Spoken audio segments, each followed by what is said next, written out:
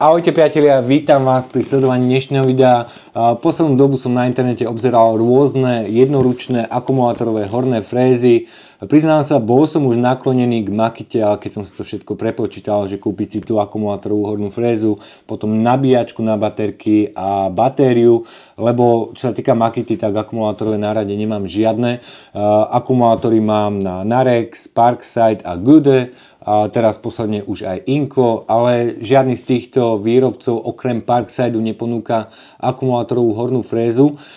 A zhodou okolností som našiel na internete akumulátorovú hornú frézu Parkside z rady Performance, ktorá bola v akcii asi za 40 €, čo sa mi zdalo veľmi dobrá cena bez batérie. A keďže batériu mám, tak som neváhal a na to moje použitie si myslím, že bude úplne stačiť. Takže v tejto krabici mám zabalenú akumulátorovú hornú frézu značky Parkside Performance. Celé označenie vám napíšem sem, lebo neviem aké je. Tak poďme si to rozbaliť, pozrieme si kompletný obsah balenia, vyskúšame ju na nejakom projekte a ja som zvedavý, či to bude stáť za to.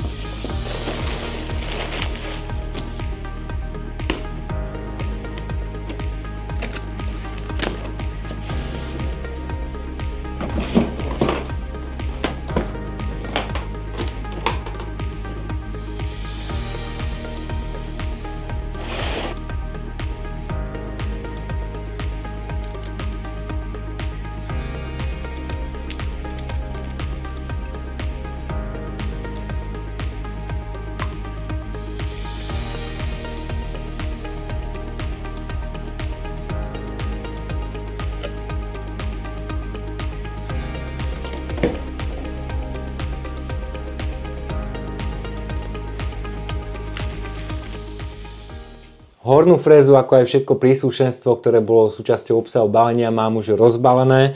Tak poďme si to kompletne popísať. Všetko bolo zabalené v takomto plastovom kufríku. Máte tu znázornené aj ikony, čo kde patrí. Tak ja si to teraz budem pokúšať podľa tých ikon to tam naspäť ukladať. Takže začnem hornou frézou, kde máte taký obojručný nástavec, samozrejme, že si to viete dať dole a tie nástavce potom postupne meniť. Čiže toto je kvázi základ tej hornej frézy a potom si to budete používať na to rôzne príslušenstvo. Takže toto si dáme naspäť. Takto. Zaistím si to, vyskúšam to uložiť. Asi takto. Potom tu máme tento nástavec, ktorý viete použiť pri frézovaní pod rôznym uhlom. Máme tu od 0 po 45 na jednu stranu a od 0 po 30 stupňov na druhú stranu. Ale keď si budeme skúšať niečo frézovať, tak na to by sme sa potom bližšie pozreli. A kde to teraz bude patriť? Asi... No, pred 10 minútami som to rozbalil a už to neviem podľa tých obrázkov naspäť uložiť.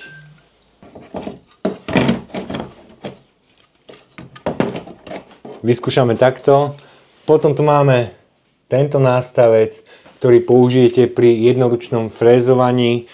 Tento bude podľa mňa u mňa asi najpoužívanejší. Máte tu možnosti akurát tak nastavenia hĺbky toho frézovania a ešte sú tu nejaké dorazy, ale na to by sme sa potom bližšie pozreli pri testovaní. Toto pôjde ako?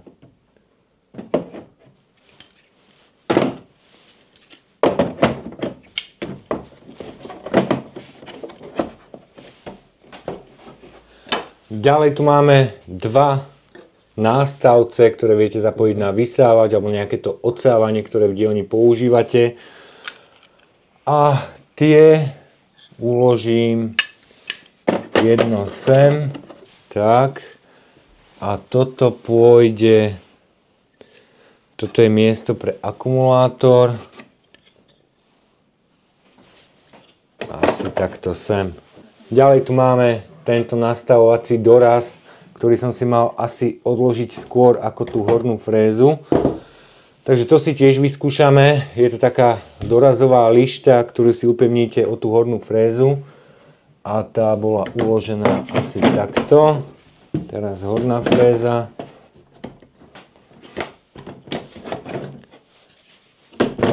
Tak.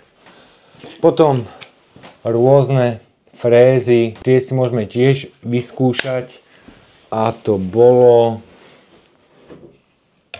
tu asi. A potom kľúč, vyzerá, že je to 16, to si niekde tiež odložím, ale neviem kde zase, že to tam len tak položím. A potom sme mali ešte v balení manuál. A čo som ešte zabudol, najmenšia súčasť balenia, tu bude na 6 frézy. Tieto majú aký priemer? 6 mm. Takže viete používať na tejto hornej fréze 6 frézky, ako aj 8 frézky. Dobre, mám to naspäť zabalené. Ideme si dať kávu a potom vyskúšame niečo na tom porobiť. Tak, za chvíľku sa vidíme. Tak nakoniec prešlo niekoľko dní, lebo som si povedal, že ako najlepšie si vyskúšame tú hornú frézu ako pri nejakom reálnom projekte. A teraz rovna na jednom takom projekte pracujem. Potrebujem si sem vyfrézovať kružnice, tu si potrebujem vyfrézovať drážku, potrebujem si urobiť rádiusy na týchto hranách, takže na tomto projekte by sme si vyskúšali túto hornú frézu. Predtým, než sa ale pustíme do práce, poďme si skontrolovať otáčky, aké má táto fréza, pozrieme si, ako sa to vlastne zapína, aké to má funkcie a potom sa pustíme do práce. Začneme tým, že si ukážeme ovládacie tlačidlá na tejto hornej fréze. Máte tu 6 rôznych režimov, pričom každý ten jeden režim má definovaný nejaký ten počet otáčok. Tak poďme si najskôr pozrieť tie otáčky pri tých jednotlivých režimoch. Poďme si teraz hornú frézu zapnúť. Takže máme tu ikonu uzamknutia a odomknutia.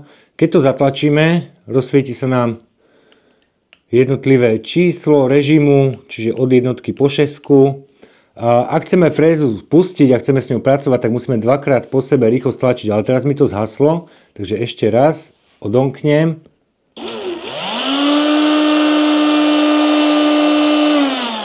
A tak toto vypnem.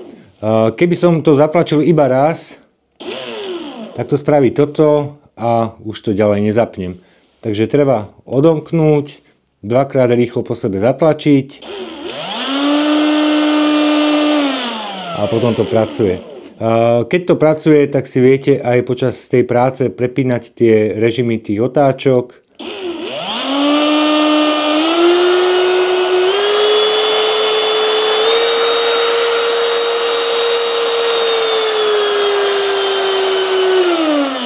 Viete to vypnúť aj tou ikonou uzamknutia a odomknutia alebo aj tým spúšťacím tlačidlom.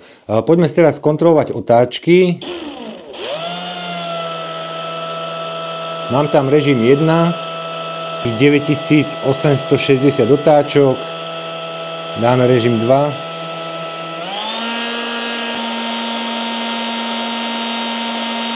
pri tom režime 2 máme nejakých 13900 otáčok, dáme režim 3,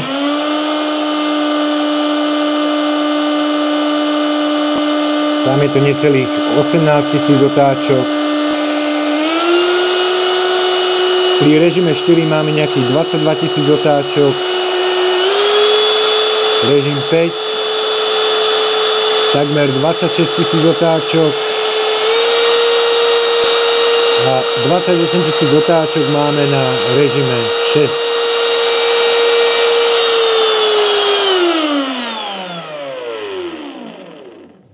6. Dokončili sme si merania otáčok na jednotlivých režimoch, čiže na jednotke to bolo okolo 10 000, na dvojke 14, na trojke to bolo necelých 18 000 otáčok za minútu, na štvorke 22, na päťke 26 a na šestke 28 000 otáčok za minútu. Takže otáčky máme skontrolované, neviem, či výrobca neudáva pri tej šestke nejakých 30 000 otáčok za minútu. Pozeral som si teraz tak v rýchlosti tento prípravok a celkom slušne je spracovaný.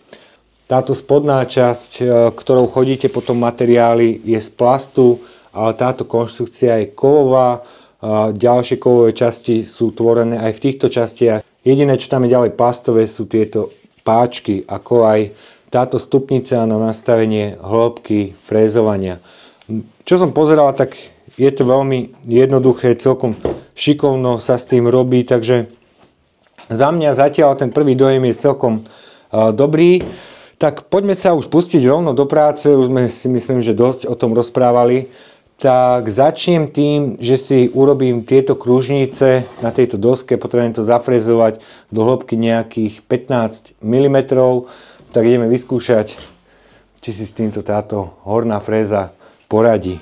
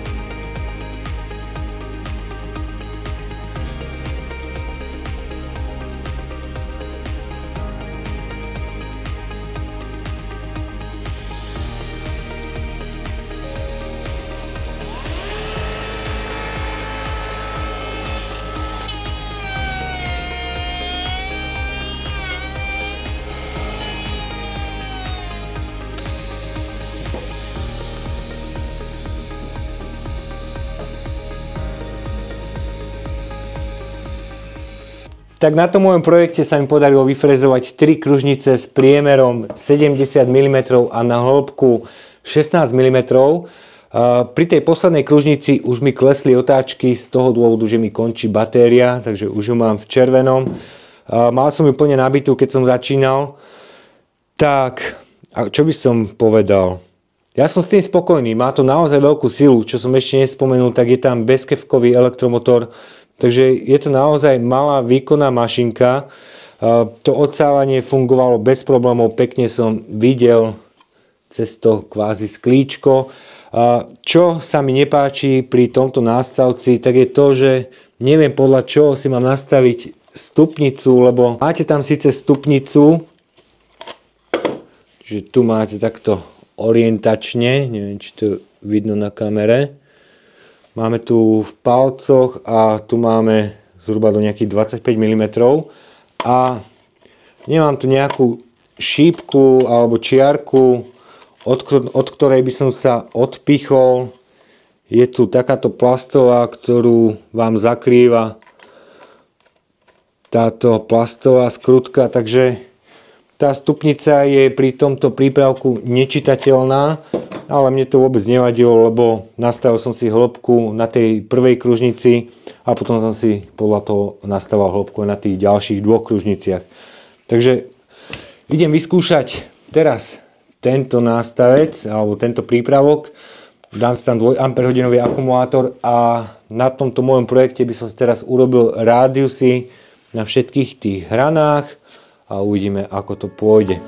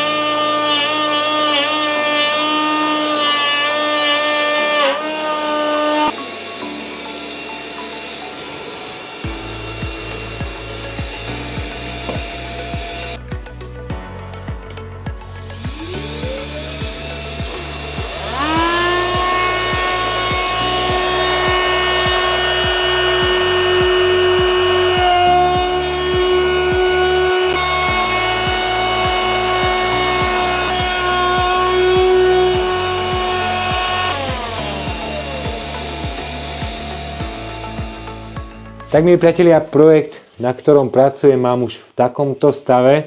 Aj vďaka tejto hornej fréze. Ja neviem, zatiaľ som nemal s tým žiadny problém. Čo mi zatiaľ prekážalo je naozaj šípka na tú risku, ktorá je veľmi ďaleko, ale na takéto použitie je to podľa mňa úplne postačujúce. Vyskúšal som si tento nástavec, Tento je lepší v tom, že pri tej práci vám takmer všetky tie piliny alebo hobliny idú preč, takže všetko to ide do vysávača. Tuno to odsávanie nie je také efektívne, keďže tu nemáte celé uzavreté ako v tomto prípade, takže podľa mňa najčastejšie budem využívať asi tento nástavec. A poďme si ešte na záver vyskúšať tento nástavec, na ktorom si viete nastaviť rôzne uhly toho frézovania. Som na to tiež celkom zvedavý. Čo by som ešte ináč spomenul, tak máte tu rôzne ešte závity, ak by ste si chceli vyrobiť nejaké prípravky. Takže tu v tejto časti máte napríklad jeden závit, druhý závit. Tak ak nejaký prípravok náhodou plánujete vyrobiť, tak tieto závity vám určite pomôžu pri upevňovaní na ten váš prípravok. Tak poďme si vyskúšať tie uhly a tým by sme to na dnes uzavreli.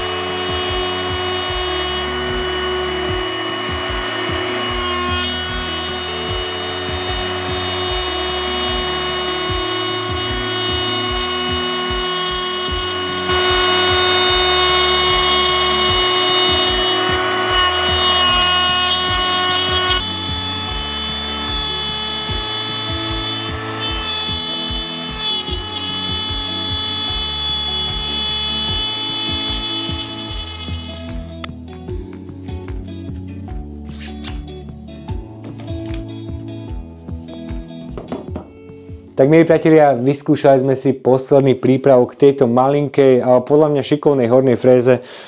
Samozrejme, že keď som to frézoval, by som mal použiť nejakú vodiacu lištu, lebo robil som to iba tak od ruky, aby sme si ukázali, že či to vôbec ide, či to drží.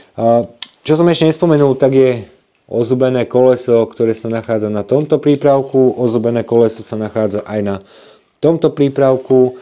Ozubené koleso sa nenachádza na tomto prípravku. Slúži vám na to, aby ste si vy lepšie nastavili tú hĺbku toho frézovania. Takže to som ešte nespomenul. Túto vodiacu lištu si vyskúšame niekedy na budúce, keďže sa budeme naďalej stretávať s touto malou hornou frézou a budeme používať pri mojich projektoch, lebo je to pre mňa pohodlnejšie ako zobrať si ťažkú hornú frézu, ktorú doteraz som používal, pichnúť ju do elektriky, dávať si pozor na kábel. Keď potrebujem odhrániť nejakú dosku, tak je pre mňa jednoduchšie si zobrať takúto malinkú šikovnú hornú frézu a spraviť si, čo potrebujem. Takže budem sa s ňou stretávať aj naďalej. Ak by bol nejaký problém, tak určite vám dám o tom vedieť, ale keďže je to z rady Performance, tak dávam tomu šancu a za tú cenu, čo bolo okolo 40 € bez batérie, podľa mňa to bola dobrá kúpa. Tak, ďakujem vám za pozrietie dnešného videa. Ak sa vám dnešné video páčilo, budem rád, keď dáte like na toto video. Ak neodberáte náš kanál, kliknite na odber, ktorý je tu. A nejaké ďalšie videá si môžete pozrieť tu. Ahojte a vidíme sa na budúce.